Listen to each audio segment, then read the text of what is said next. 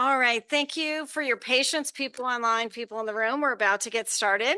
So, ladies and gentlemen, honored guests here and online, very good morning to you. Welcome to this important discussion on disability inclusive trade. On this International Day of Persons with Disabilities, it is truly a privilege to bring together such a diverse and dedicated group of stakeholders to advance this crucial conversation. First, I would like to extend a warm welcome to everyone participating, whether here in the room or online. In the spirit of accessibility and inclusivity, this event is being supported with international sign interpretation and closed captioning, ensuring that everyone has an opportunity to fully engage. The ILO is celebrating this day with a whole series of events, and I am particularly honored and excited about this discussion. It is being co-hosted by the permanent missions of Finland and South Africa. Thank you very much. And in collaboration with the Interagency Technical Working Group on Trade and Disability Inclusion. This working group is represented by our partners at the World Trade Organization, UNCTAD, ITC, and UN Women. Now let me introduce our distinguished speakers and outline the program ahead. Following my welcome, we will hear from Deputy Director General Angela Ellard of the WTO, who will provide an introduction to the event. And Angela's remarks will be followed by a panel discussion featuring Mr. Markus Heydemann, Deputy Permanent Representative, Minister Counselor for Economic, Commercial, and Scientific Affairs of Finland, Ambassador Mxolisi Nkosi, Permanent Representative of South Africa to the UN. Not bad. And Rebeca Grynspan, Secretary General of UNCTAD. Thanks to all of you. To close our event, we are honored to have Deputy Executive Director Dorothy Tembo of the International Trade Center, who will join us online to share reflections of the conversation. We will also have time to hear from other key stakeholders, both here in the room and online. And for those participating virtually, I encourage you to share your suggestions and comments in the chat. Your perspectives will be invaluable. Now let me highlight the purpose of today's discussion. Disability inclusive trade is a relatively new topic that has often been overlooked. We have formed in response an informal staff-level working group on disability inclusive trade to combine our expertise, accelerate our engagement, and align our support for member states who are interested in working in this area. This is the third event of this year, building on earlier discussions at the WTO Aid for Trade Forum and the WTO Public Forum. Today's session is designed to gather insights from you, the participants, on how to better integrate disability inclusion into the trade agenda, identify areas for further research and action, and inspire member states to prioritize the inclusion of persons with disabilities into trade-related discussions. And so with that, I'm very pleased to invite DDG Angela Ellard to take the floor and introduce today's event. And thank you to everyone. Well, thank you very much, DDG Drake, and thanks to the ILO for hosting us today. And of course, thanks to our partners in this exercise at UNCTAD, of course, and the ITC and the ILO. The WTO is very pleased to be working together with these organizations. And of course, very pleased to be working with members as well, South Africa and Finland represented here today, but I know many others who are sponsoring this initiative as well.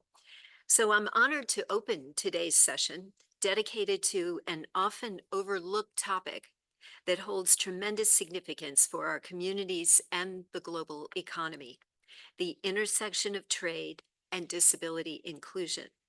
As we gather on this International Day of Persons with Disabilities, it's important to remember a stark reality. Globally, 1 in 6 persons lives with some form of disability. Those with disability are a significant part of our global population, yet their needs and perspectives are frequently overlooked in discussions about trade and economic policy. That oversight not only does a tremendous disservice to them, but also to economies as a whole. which can grow and thrive when more of their populations are able to contribute productively. I'm pleased that we're holding this event on this day dedicated to the issue. At the WTO, we are also using this day as an opportunity to raise awareness among colleagues about the daily challenges faced by persons with disabilities. Yesterday, we organized an internal event highlighting the invaluable leadership of people with disabilities through empathy, awareness, and inclusion. As part of an initiative led by an intern who uses a wheelchair, some staff members volunteered to spend the day in wheelchairs to see for themselves the challenges regarding accessibility in daily tasks and routines. Our facilities management team is continuously working to improve the accessibility of our facilities, our buildings, renovating and removing barriers. But these physical challenges are just one test that many with disabilities face. Systemically, in the global economy, even more challenges abound. Trade, as we know, is more than just the exchange of goods and services. It has the power to break down systemic barriers that millions of persons with disabilities face daily. Barriers to employment, participation, and opportunity. In other words, trade policies, when inclusive, can help eliminate discriminatory practices, reduce bias, and expand economic opportunities for all. Let me give you a few examples of disability-inclusive trade policies. Recently, Jamaica amended its copyright law to enhance accessibility for individuals with visual or hearing disabilities. The amendment removes barriers and allows those individuals to access materials in accessible formats more easily. Another example, in Ukraine, the ongoing war has led to a steady increase in the number of persons with disabilities. Our ongoing review of Ukraine's trade policies reveals encouraging developments. Ukraine is increasingly prioritizing the integration of persons with disabilities into economic life through its trade policy frameworks, which is so important for countries affected by conflict. There are many more actions that governments can take. For instance, eliminating duties on goods designed to assist persons with disabilities can improve access to essential tools such as screen readers and adaptive keyboards. This can also open doors to employment for people with disabilities in sectors that were previously inaccessible. The ongoing digital transformation also presents an opportunity to ensure that persons with disabilities are not left behind. Accessible digital marketplaces can enable entrepreneurs with disabilities to reach new markets, scale their businesses, and fully participate in the economy. I'm sure we will hear many more great examples of disability-inclusive trade policies today. But at the same time, research continues to reveal substantial gaps in how we integrate disability considerations into trade policy and frameworks. We need to begin bridging these gaps by exploring how we can build inclusive trade policies that account for the needs of all populations, especially those who have historically been marginalized. Such an effort aligns closely with the core objectives of the World Trade Organization, as outlined in the preamble of the Marrakesh Agreement, our founding document. Raising living standards, promoting full employment, and advancing sustainable development.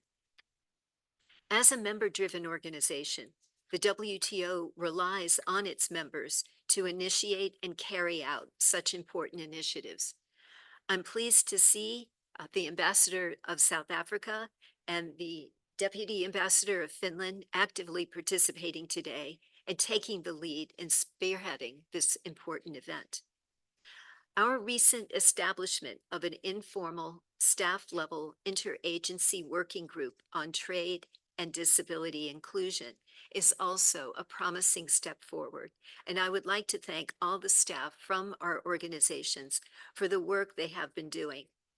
Through this initiative, we aim to empower governments to bring disability inclusion into their policy discussions, ensuring that persons with disabilities are fully supported and included in the global economy to their benefit and economies as a whole. Today's session is an opportunity for us to learn from one another and share knowledge and experiences on how trade can be a driver of inclusive growth. As we listen and discuss, I encourage all of us to think boldly about the ways we can collectively advance disability inclusion in international trade. Each step we take toward inclusivity is a step toward a global economy that values contributions of all individuals, respects human rights, and fosters resilience for everyone. In closing, I want to remind us that the work we're doing has the potential to change lives. With the necessary leadership, dedication, and a strong and consistent focus on inclusion, trade can be a powerful tool for driving equality. In fact, our members could draw some inspiration from the progress that they have made in advancing gender issues at the WTO, especially through the informal working group on trade and gender of our members. I'm confident that if all our organizations and members commit to a similar level of attention and ambition as in gender, we can build substantial strides in creating trade environments that benefit persons with disabilities. Let us work together to make sure that our efforts create a world where everyone has the chance to participate, contribute, and thrive in the global economy. Thank you. Thank you very much, Angela, for those remarks. I think you set a very high level of ambition about how trade can really be more inclusive, and will really inspire the next round of questions. So now we're going to go to the panel discussion. There will be 3 rounds of questions.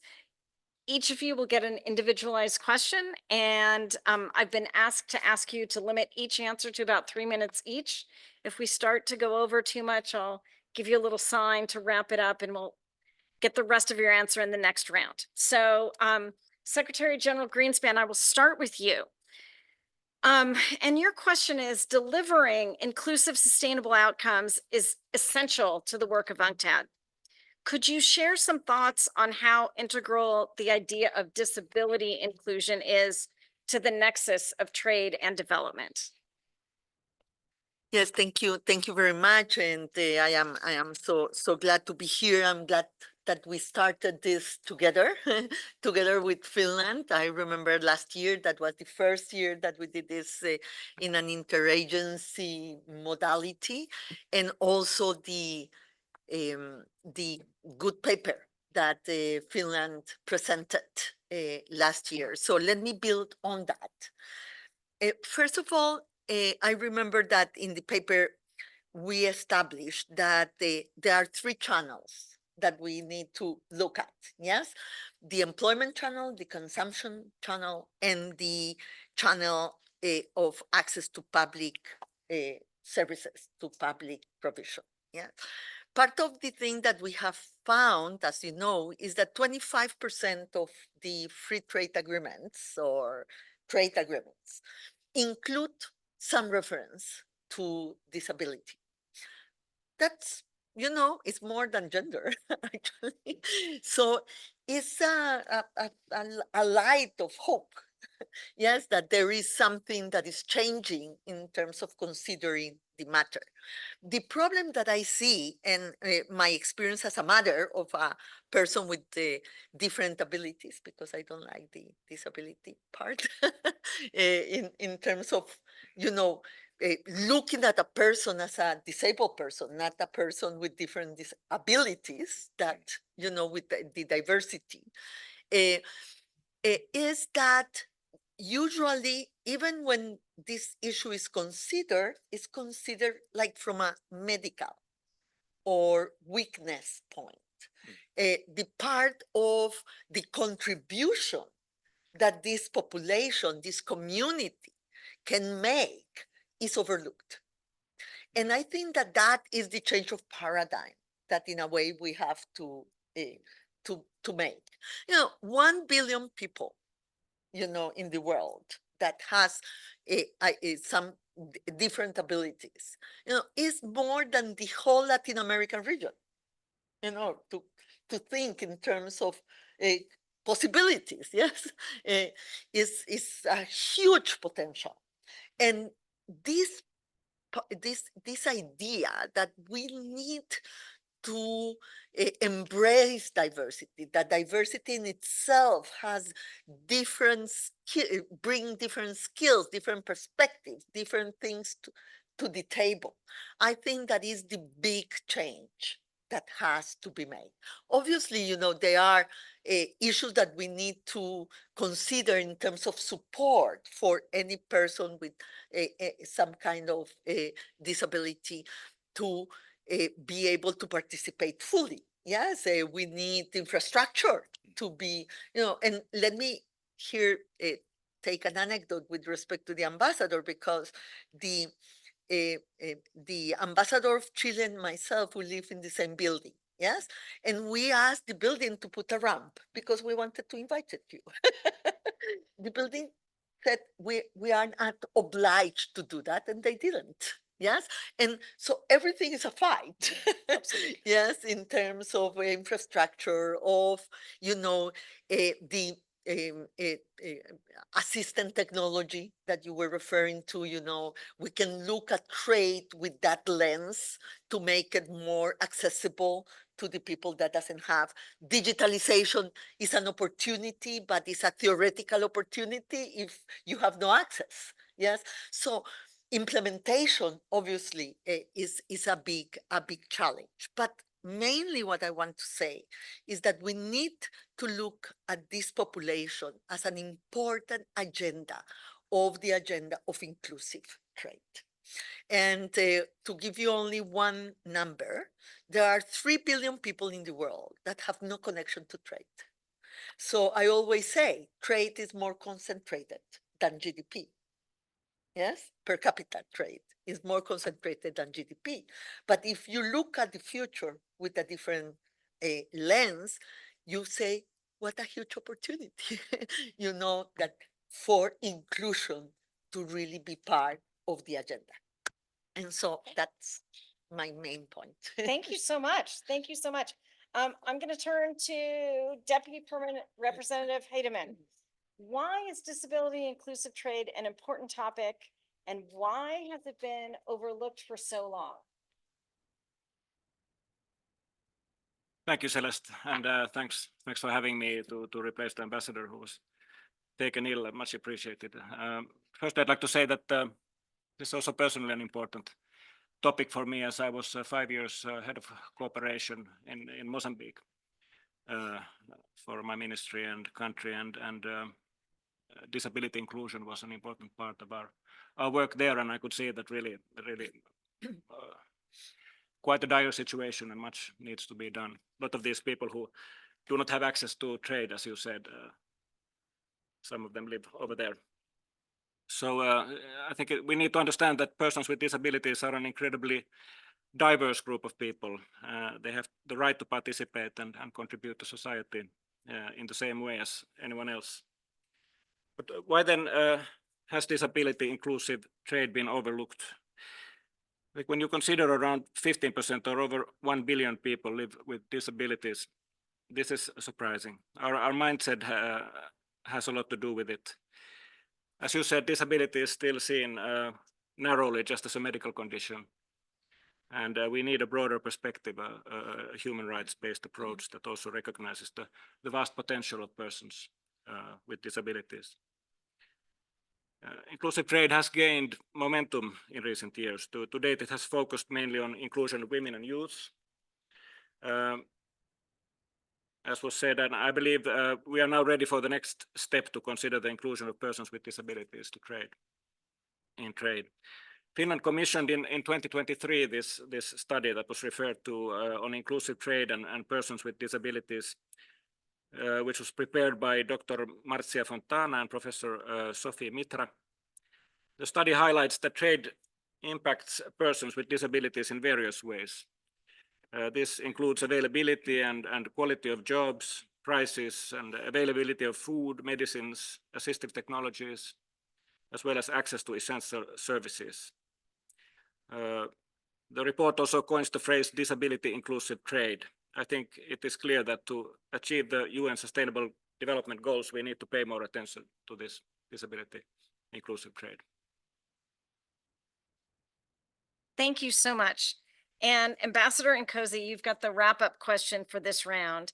And I'd like to ask you, and I think this follows along from the two prior questions, what are the critical barriers to achieving disability inclusive trade? Well, thanks very much, Celeste. And indeed, the ILO for hosting us on this very important day, International Day of Persons with Disabilities, IPDP. It's always a great pleasure to partner with the Finnish mission, and please greetings to my dear colleague Ambassador. Of course, a great honor to see my dear friend Rebeca. Always good to sit next to you. And thanks very much for your very kind words, and thanks for the effort that you're taking to also ensure that your building is accessible. And I look forward to coming to enjoy a nice dinner at your residence with the new inclusion facilities. We will continue. We will continue. Yeah. And thanks to WTO and ITC also for being part of the partners in this event. Of course, International Day of Persons with Disabilities is a very important day to us, which aims to promote the rights and well-being of persons with disabilities in all spheres of society and development. As you know, we, as part of the disability movement, we've got the slogan, nothing about us without us. And indeed, this day, this connotes the basic requirement of participation. Oh, is it on? Thank you. And of course, this connotes the basic importance of participation, of representation, and inclusion, and calls for persons with disabilities to actively shape the conditions of their lives. I'm really glad that the Geneva economic diplomatic cluster made up of UNCTAD, WTO, ITC, ILO, and so on, you've seen it fit to take this issue up, giving it prominence and placing it at the center of the inclusion agenda. This is very important. Now, coming to your question, what are the critical barriers to achieving disability inclusion trade in Africa? Barriers to disability inclusive trade in Africa include a number of, as you can imagine, with the level of development in Africa, there's quite a lot of barriers. The list is inexhaustive, but I'll just focus on a few most important. One is limited accessibility in terms of infrastructure such as roads, transportation systems, and ICT, which are often not accessible or affordable to persons with disabilities and their families. For example, the Universal Services Fund in African countries like Rwanda have had limited success due to governance and capacity issues. Secondly, economic marginalization. Persons with disability often face limited access to education, training, and financial resources, which restricts their participation in higher value segments of trade, such as global value chains. Thirdly, lack of targeted policies. Trade policies often overlook disability considerations. Initiatives like the AU Agenda 2063 and the UN's 2030 SDGs stress inclusiveness broadly, but specific mechanisms for disability inclusion remain highly underdeveloped. Social stigma and discrimination is the fourth element. Again, there are negative perceptions, also given all the beliefs, stereotypes, and all other negative sentiments associated with that. They create societal barriers that further limit economic opportunities for individuals with disabilities. And lastly, reliance on disability as a charity-related issue, together with low census data, has historically relieved governments from allocating sufficient budget allocations to matters of people with disability. Thank you for that informative answer. And I could say you can keep your mic on because I'm going to come right back to you for the follow-up question. And I think you really laid out some of the problems, from infrastructure to stigma and stereotyping. And I've got a figure here that the disability prevalence in Africa could be as high as 20%. So 1 in 5 instead of this global figure of 1 in 6. And how does this prevalence influence in any way, or how should it influence the region's trade and development strategies? Thank you. Thank you for that follow-up question, Celeste. Well, the high prevalence of disabilities in Africa highlights the need for inclusive trade strategies to unlock the economic potential of this underserved group. And indeed, we're hopeful that a number of frameworks on the continent anchored around the 2063 Africa AU strategy, around the AFCFTA, the Continental Free Trade Agreement. We are hopeful that these will create the framework for the rights of people with disabilities to be also factored in and recognized. And in this regard is the issue of economic inclusion. Integrating persons with disabilities into trade-related employment can expand labor force participation, as you have mentioned, SG, and indeed also increase to high levels of productivity, addressing the economic marginalization faced by these people who number anything up to 20% of the population on the African continent. Secondly, infrastructure and ICT, accessible infrastructure under initiatives such as the Agenda 2063 that I mentioned. ICT improvements from programs like Connect Africa are essential for empowering disabled individuals as workers and consumers. And last but not least, the alignment with SDGs is quite critical, particularly as we approach the milestone of 2030.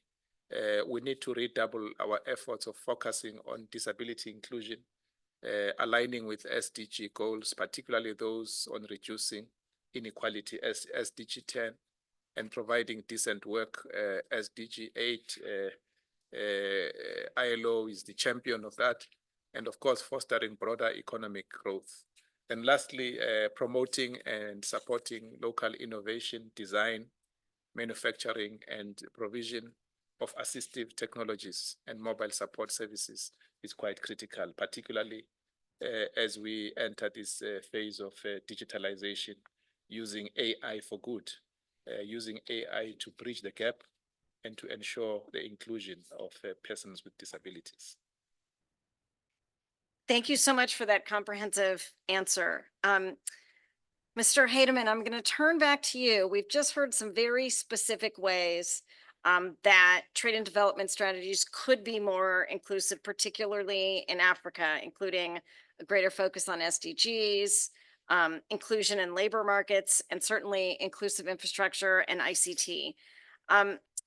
Can you talk about, given all these ideas, what are the expectations of member states for this task force on disability inclusive trade? Yes, thank you for this, I think, very important questions in order to take the issue forward, we need to now contemplate this. It is clear that we are still at the very early stages of disability inclusive trade. It's still a new topic, and we need, I think, more research and analysis and data on the key issues involved. Further, there is still a lack of awareness on the relevance of disability inclusion in trade, and we need to continue to underline the message that disability inclusive trade is not a marginal issue, as it concerns over 1 billion people. It's not only the right thing to do, but it makes economic sense. Now, an important point we wanted to raise here is that we would like to raise is that we need a program of work to develop the theme further. Otherwise, the initiatives will be ad hoc, reducing their impact.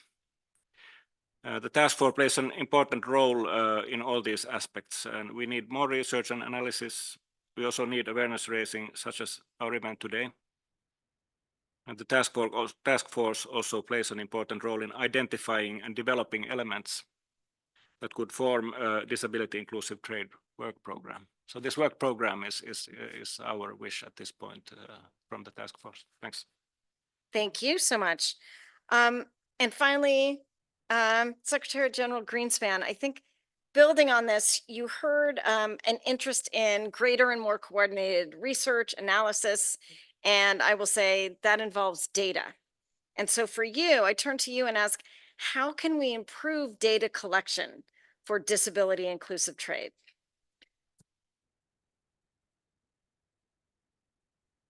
Sorry, yeah. We have developed an agenda for data, let's say, because it's true that the lack of data is very striking, and is part of the problem of the difficulties for research, and also to raise awareness, because decisions and policy making, are done by what you see in your table.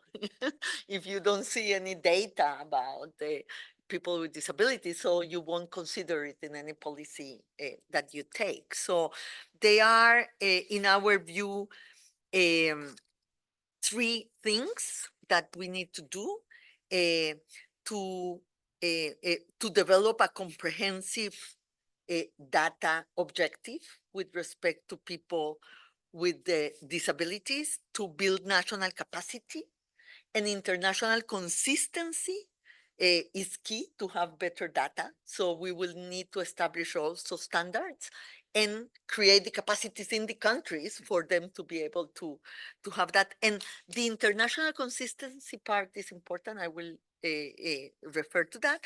And the third point is that international organizations must lead with inclusive data initiatives.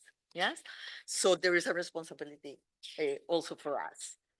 With respect to national capacity and international consistency, what we are saying is disaggregation in the census will be very important in the national surveys, that many times data is not disaggregated, particularly in the sectors of trade and labor.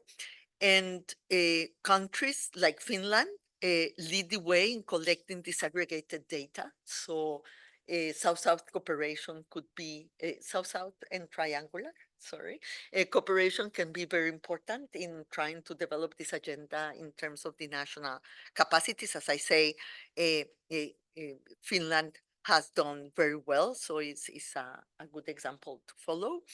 And there is a lack of internationally comparable data on assistive products, for example, where only 30 to 40% of WHO priority assistive products align with trade tracking systems. So if we don't have trade tracking systems that will be able to track also on the assistive priority products of WHO, so it's a limitation in terms of what is happening in terms of trade. So we need global consistency also in doing this, and so WTO and UNCTAD that do tracking, probably we have an agenda to follow there to be better.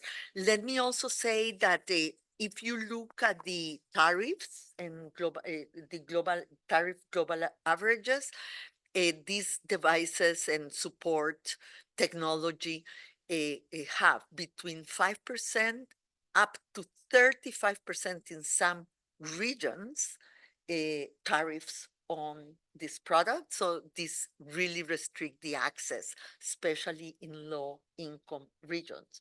So there is a trade agenda that we can, put forward, going back to what Markus said, that to have a very concrete and action plan.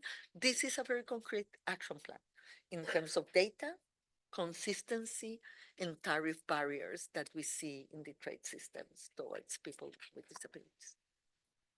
Thank you, Rebecca. I think that you hit on some really important points. There's certainly a role for the member states here, and we as the international organizations can obviously make sure that we are aligned in providing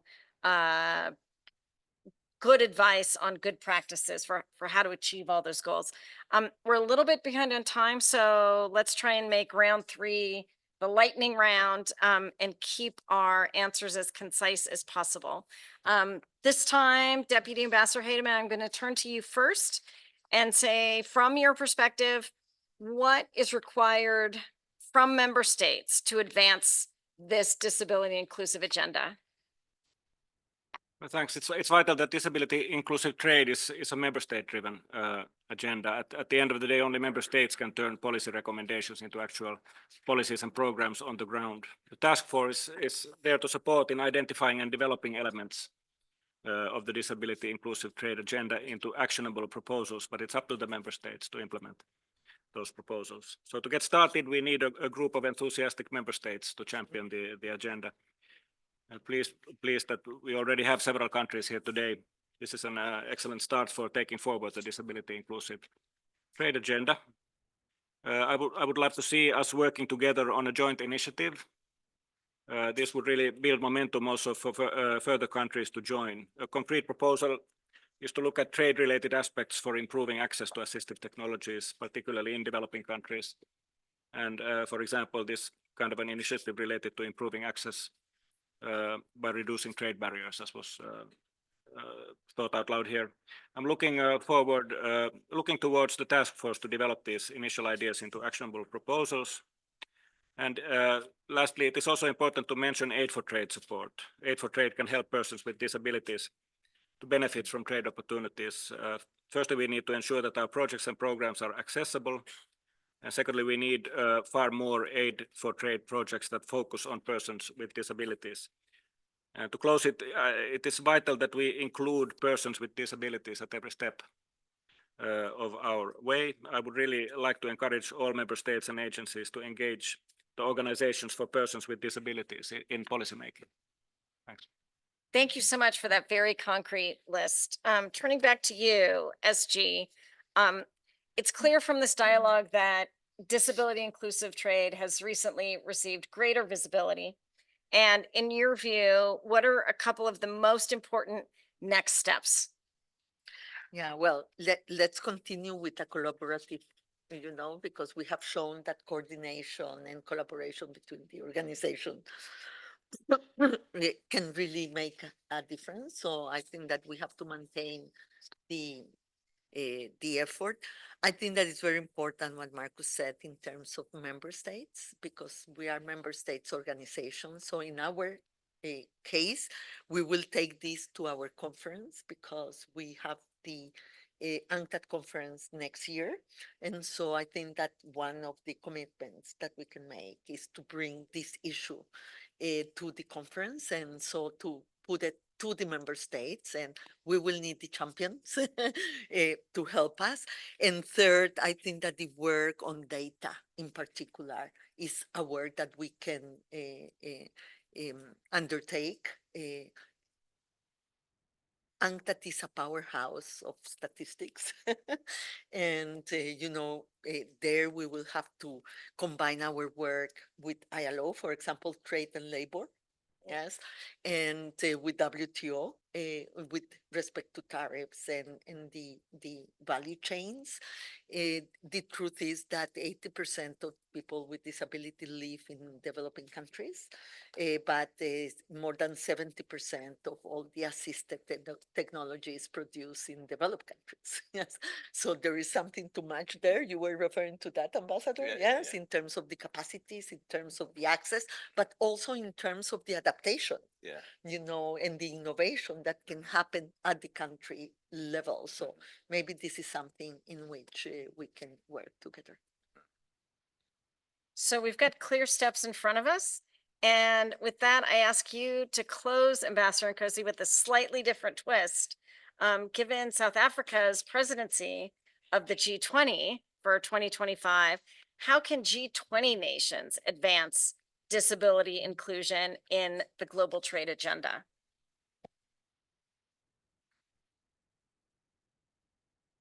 Thanks very much, Celeste. Indeed, South Africa is honored to have assumed the G20 presidency, will be the president of the G20 for 2025. And we have decided to adopt the theme, solidarity, equality, and sustainability. And of course, issues of accessibility and inclusion, they fall squarely within the framework of equality as one of the focus areas of this theme.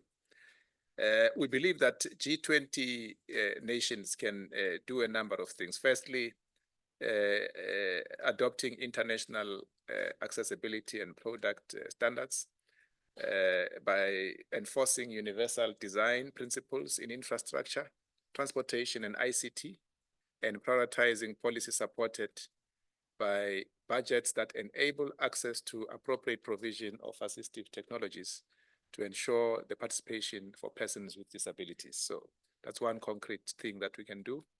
Secondly, inclusive trade policies, introducing measures that facilitate employment and entrepreneurship for individuals with disabilities and their families. This includes skills development, accessible financial services, and inclusive hiring practices. Thirdly, promoting assistive technologies, supporting the local production and trade of assistive technology products, particularly for low and middle income countries, by reducing tariffs and investing in and building local capacity. And lastly, through data collection and monitoring, G20 countries can emphasize the collection of disability disaggregated data to evaluate policy impacts and refine strategies. Thank you. Yeah, that's fantastic. It sounds like a really ambitious agenda for G20, which hopefully can lead to more interest from additional member states in the global community.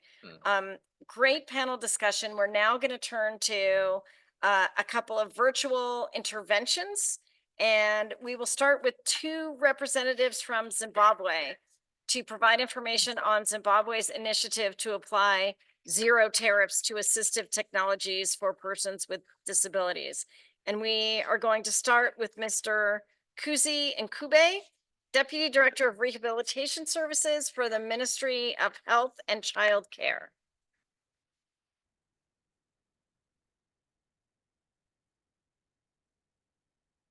You don't hear him. Yeah, Good You- afternoon, colleagues. Right, I'll briefly, my name is Khuzi Ncube, Deputy Director, Rehabilitation Services for Ministry of Health and Child Care, Zimbabwe. I'm co-presenting this with my colleague from ZIMRA, Zimbabwe Revenue Authority, Mrs. J. Munongi. So I'll briefly go through what we did as a country.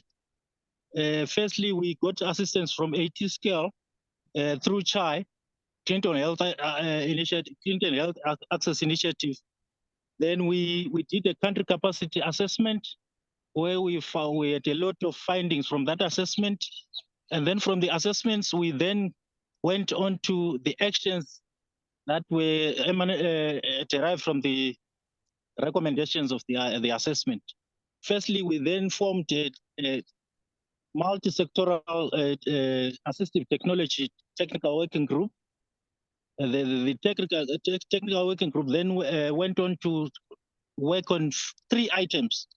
Firstly, we developed the National Assistive Technology Strategy 2024 to 2025. Then we also worked on the assistive product list, which has got 55 items. We actually borrowed from the WHO recommended assistive product list, but we added 5 more items. So our assistive product list has got 55 items. And of note there, we included sunscreen lotions for albinism.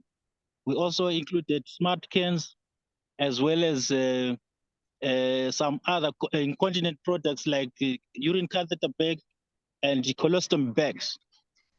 Then the other 3rd item that we developed was we upgraded our data collection systems in terms of our data collection forms, the T98 forms, that actually expanded the collection of data on assistive technology. Then of note, we started getting recognized throughout the whole country at higher national platforms.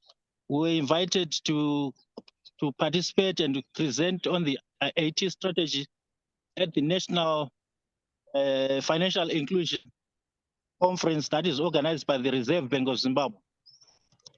We also had the Minister of Finance and Economic Development and Investment Promotion also pronounced the government's commitment in terms of exempting quite a number of assistive technology duties and taxes. So I think we managed to achieve those 5 items with the likely seed money that we got from AT scale. So given enough funding, I think we can achieve more. So I'll briefly hand over to my colleague, Ms. Julia, to also highlight on the issues of policy on tax exemptions. Over to you, Julia. Thank you very much, Deputy Director. Good afternoon, Celeste. Thank you for giving me the time to share with you that as Zimbabwe Revenue Authority, we are here to implement government policies and also to advise the government on any fiscal or policy changes. So in this instance, and also working with the Ministry of Health and Child Welfare, we actually engage the organizations of people with disabilities. They are the ones who actually bring about the so-called interventions that they want government to look into. So you'd find that in the past years, it appears all the products that have been listed by in the assistive technology list, product list there, most of them, they are imported into Zimbabwe duty-free. They all come in duty-free. There's a suspension of duty that has been used. How we came about that is that after representations had been made, after some advocacy had taken place, we looked at the data. We got the data and they analyzed the statistics to find out exactly what is being imported and what is the revenue that is likely to be forgone should we introduce any duty concessions on that. And such analysis was done at very high level, and it was actually agreed that we can actually forego that revenue, especially looking at the interventions that the government was going to do in other aspects like social welfare, if the people with disabilities would not get the equipment that they would require in order to improve their lives. And like what Angela said in the opening remarks there, that the work that we are doing even as government, the work that we are doing even as the Zimbabwe Revenue Authority, it is there so that we change lives. We are also here to change lives. So even in terms of value-added tax, which in some countries it is called GST or sales tax, we have also exempted on importation of such products that would aid people with disabilities. And even at local level, The sales at local level, the sales at national level, they are also exempted from value-added tax. So again, we move together with the people, together with Ministry of Health, together with organizations for people with disabilities. We engage each other so that we'll be able to actually come up with the policies that will actually include them. Even our trade policies, we are trying by all means that we include people with disabilities. So even the sunscreen that has been mentioned by my colleague, the deputy director, in our legislation there, it actually comes into the country duty free. It is imported duty free so that we assist those with albinism. And this is what I can say. And I'm saying that other countries can also do that. You can do an analysis, check on how much revenue the government can forego if they are to allow these goods to be imported or to be traded without any duty or without any taxes. You'd find that in as much as we would want revenue, yes, as a government, but at times foregoing that revenue may mean a lot in the people that have disabilities. And there's also a mantra that we are moving with here in Zimbabwe, which is leave no one behind. And what we mean by leave no one behind, it means everyone has to be included. We have this inclusiveness policy that we have that, okay, in as far as ZIMRA is all about revenue collection and facilitation of trade and travel, place that will leave no one behind, where everyone is included despite their physical abilities. Thank you very much.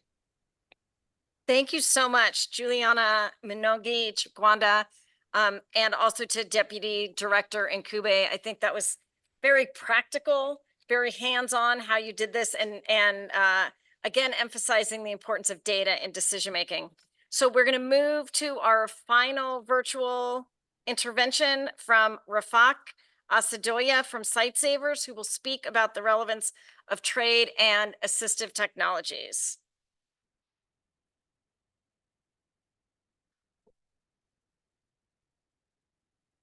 Hold the audio now on mute. Can you hear me?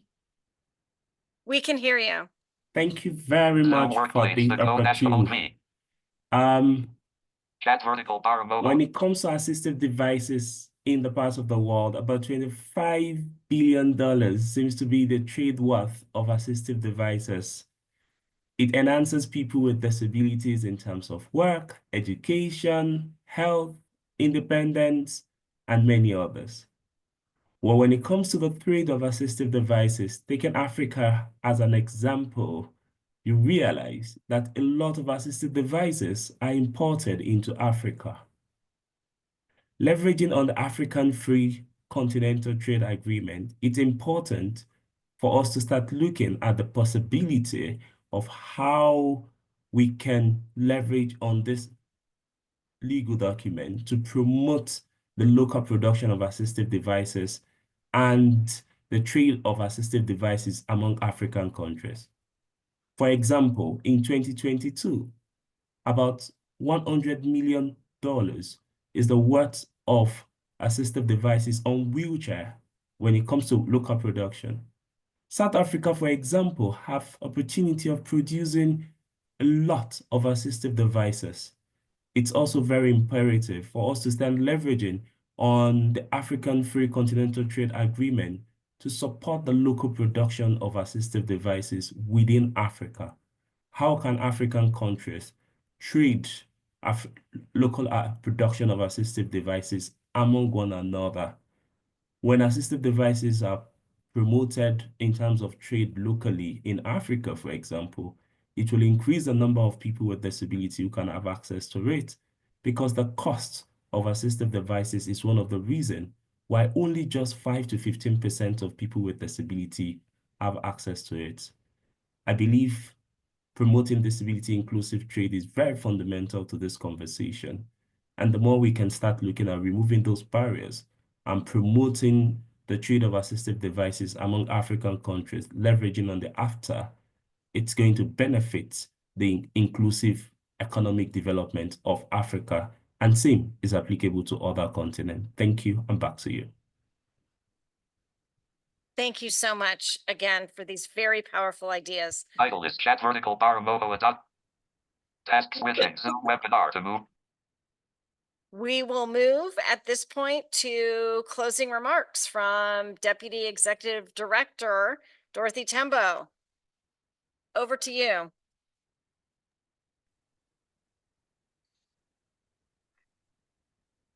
Thank you very much, and good afternoon. My sincere apologies that I cannot join you in person, EDG. May I begin my statement by acknowledging yourself as our kind host, and also joining others in acknowledging His Excellency Nkosi, Ambassador, Permanent Representative of South Africa, and indeed Mr. Markus Heydemann, Deputy Permanent Representative of Finland, who have initiated the process that has found us together this afternoon. May I also acknowledge Secretary General Rebeca Grynspan of UNCTAD. Thank you very much. And indeed, last but not least, DDG Angela Ellard, Deputy Director General at the WTO. On behalf of ITC, allow me to express my thanks to the two missions, alongside our fellow members in the Interagency Technical Working Group on Trade and Disability Inclusion and our friends at UN Women for today's discussions, which are really important and critical at this point in time, and very much appreciating how the discussions have set out so clearly what we can achieve together as we head into 2025. I would like to thank our colleagues at ILO for bringing us together. Again, very, very grateful to yourselves on this special occasion of the International Day of Persons with Disabilities. My special thanks, and I think I would be failing in my duties if I didn't do so, goes to those that have shared very practical steps that are being taken on the ground in support of persons with disabilities. I think only when we listen to such stories do we really realize that actually there is scope for us to start taking those steps towards moving from all the steps we have been taking in terms of advocating this particular issue, but in very practical ways, illustrating how this can actually be done. Steps, as Rasak Adekoya from Sightsavers shared with us, can make a lasting difference for the better. You have shown us that disability inclusive trade is not just an ideal. It's an approach that we can already start applying now and keep improving over time. And you have reminded us that we should not treat disabilities from purely a medical lens, but must instead consider disability inclusive trade as an economic imperative and from a rights-based perspective. Those who have worked in trade for many years, you know how little attention this issue has received within our trade community in the past. But as we have heard today, there is a clear interest and commitment among many people to change that for good. We have the intellectual foundation to better understand what disability inclusive trade can look like and what barriers remain in the way, such as the research done by Mazia Fotana and Sophie Mitra. We have the opportunity to share among ourselves the best practices, experiences, and lessons learned from our respective areas of work and to come together around potential solutions. We have identified where we're doing well, such as how 1/4 of free trade areas have references to disabilities, which is a useful start, and where we must improve, such as more accessible infrastructure access to assistive technologies, access to education, and access to higher value-added opportunities, and indeed the global value chains. Too often, we still see persons with disabilities face up against misconceptions and stigmatization and stereotypes in society, severely limiting their economic opportunities and preventing their economies from achieving their full potential. Too often, there is an absence of targeted policies that respond to what the lived experiences of persons with disabilities are like, and insufficient data, as we heard also earlier on, to craft these policies in the first place. But through this working group, we have a platform for conveying these insights, messages, and recommendations on a global scale, and to make crystal clear to everyone in the trading system that persons with disabilities are critical players in the economy. That is the task that lies ahead of us. We cannot expect to achieve economic prosperity unless everyone in the global economy is empowered to participate. As our panelists have rightly noted, too many people are cut off from participating fully in the labor force and in trade, just when we need their contributions the most. Fortunately, I believe this is a working group that is committed to making change happen, to collaborating towards achieving the vision of disability inclusive trade. I want to leave you with one final story in the spirit of how we at ITC believe firmly that trade is first and foremost a human story.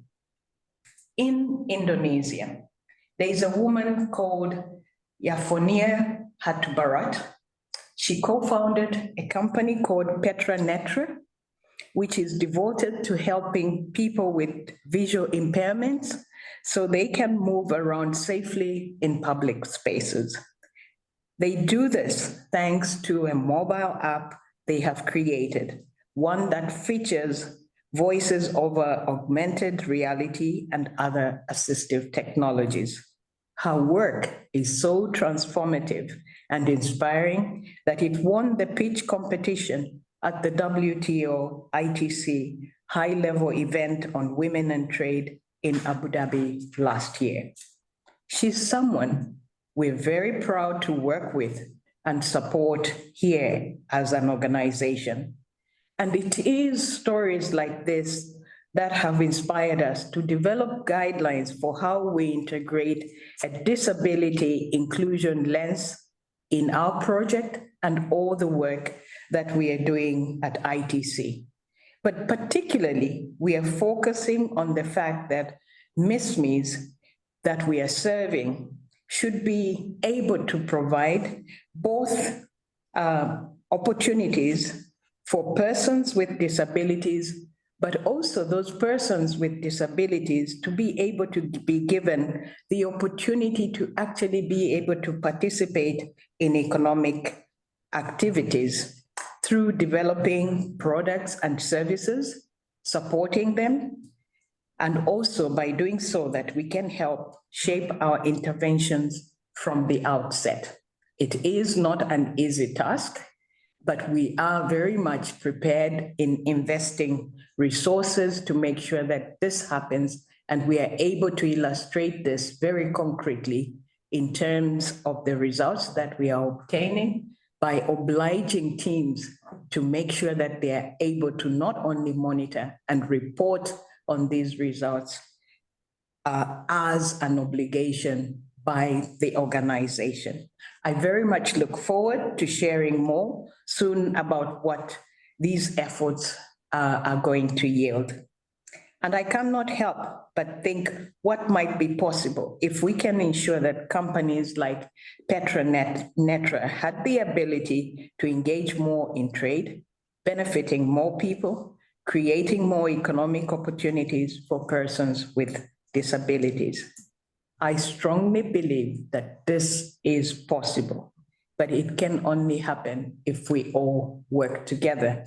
And we very much look forward to working with each and every one of the partners sitting at the table, but even those that are not yet at the table to come forward and join us in this effort. Thank you very much for your attention. Thank you so much. A very thorough wrap up and conclusion. So thank you, Deputy Executive Director Tembo.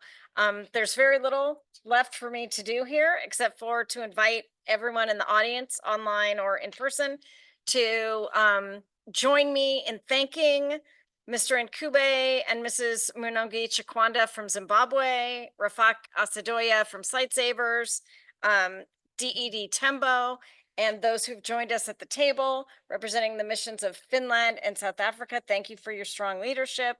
And these three agencies, WTO, UNCTAD, and ILO. And I will just say a couple of thoughts to think about as we leave. One, from the ambassador, nothing about us without us. And second, important reminder that this must be a member-led process.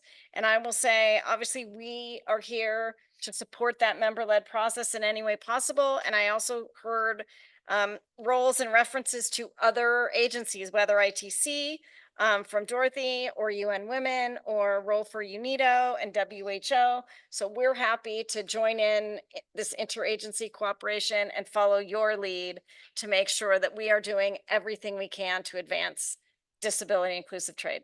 Thank you so much.